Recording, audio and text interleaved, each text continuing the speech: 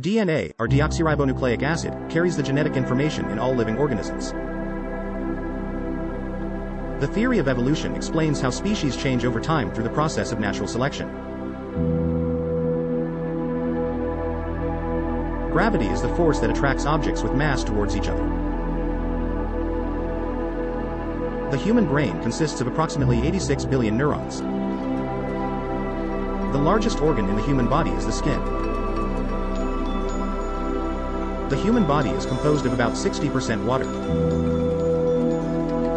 The Big Bang Theory suggests that the universe began as an extremely hot and dense singularity, then expanded rapidly.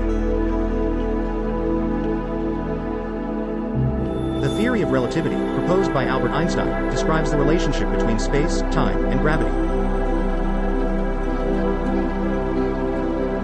Plate tectonics is the scientific theory that explains the movement and interaction of